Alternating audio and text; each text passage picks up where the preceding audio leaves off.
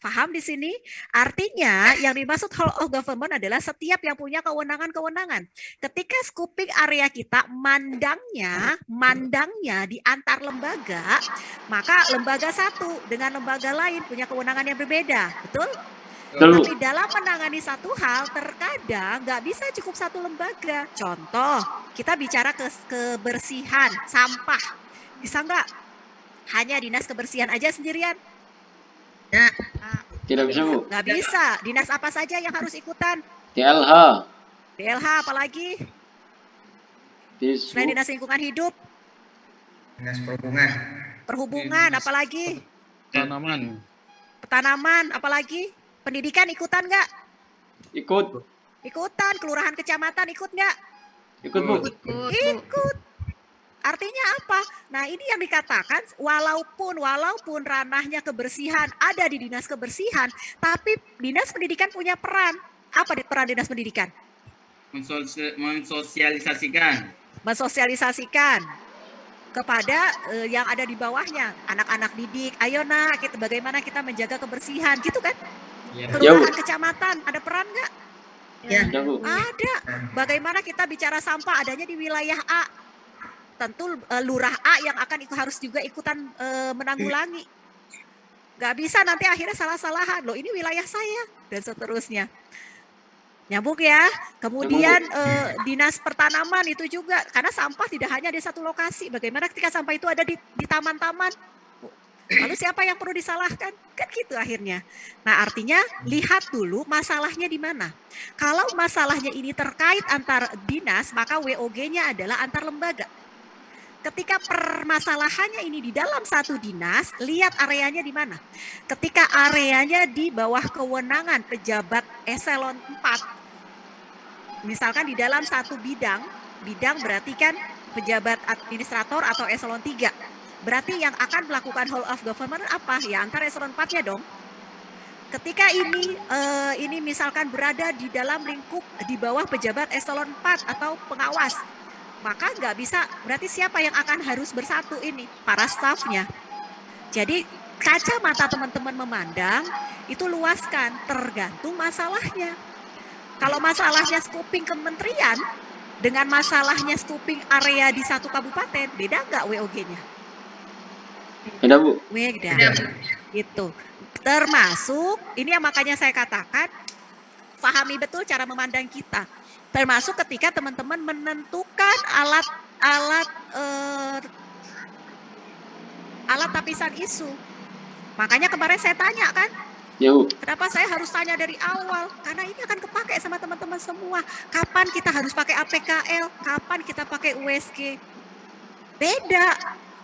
Nah, ini makanya tadi yang ditanyakan Juni, Bu, ini masuk enggak? Nah, sekarang teman-teman ini apa? Latsar. Latsar itu artinya apa? Calon pegawai negeri. Nah, tusinya teman-teman adanya di mana? Berada mengerjakan apa yang berada di bawahnya pejabat pengawas, betul nggak? Betul, Bu.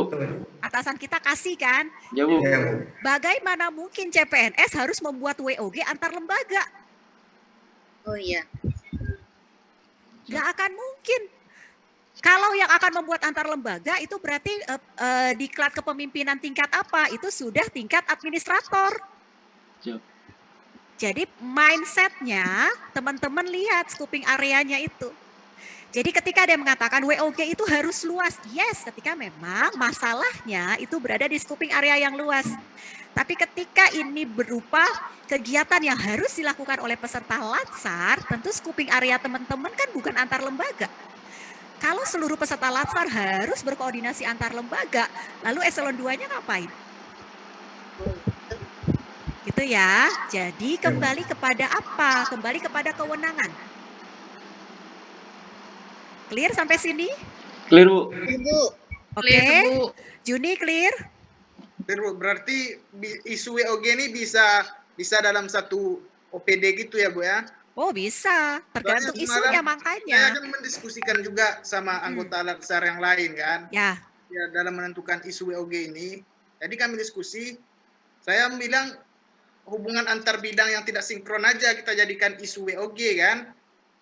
Nah, tergantung. Beliau mengatakan WOG ini tak bisa satu bidang, Jun. Itu kata mentor itu yang aku tangkap, memang tak bisa satu bidang. Makanya harus ditanyakan dulu kan, biar jelas dalam satu pemahaman kami berdua, karena satu OPD kan, biar bisa saling koordinasi lah.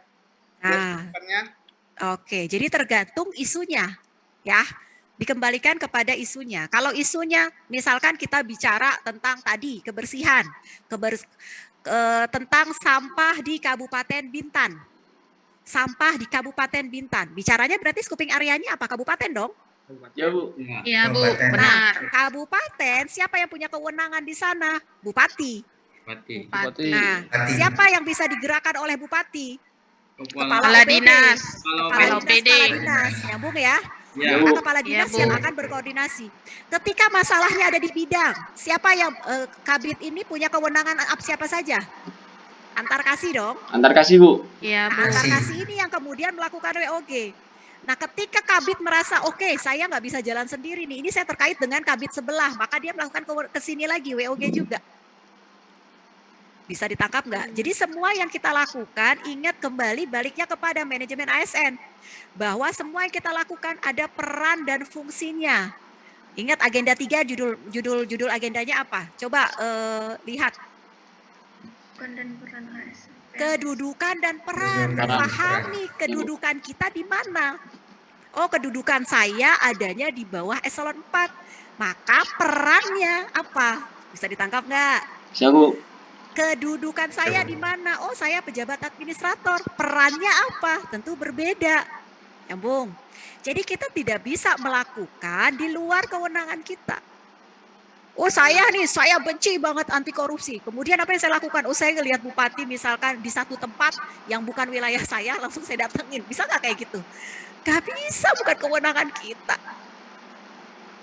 Bisa ditangkap ya? Jadi semua apapun yang kita lakukan sesuai dengan kewenangan. Makanya itu judul di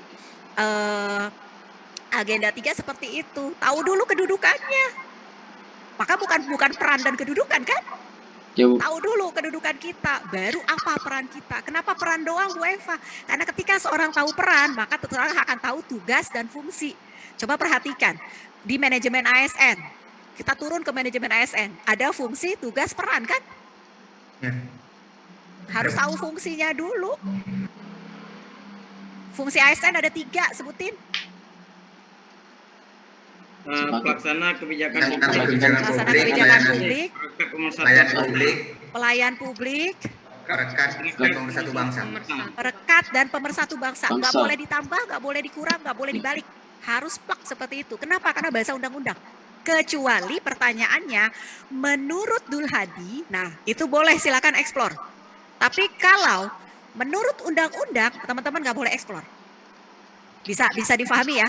Jadi kalau nanti teman-teman ditanya, oke Dul Hadi, menurut undang-undang apa fungsi ASN? Maka katakanlah menurut undang-undang ASN, Undang-Undang Nomor 5 Tahun 2014, pasal berapa ingat nggak? Ingat nggak pasalnya?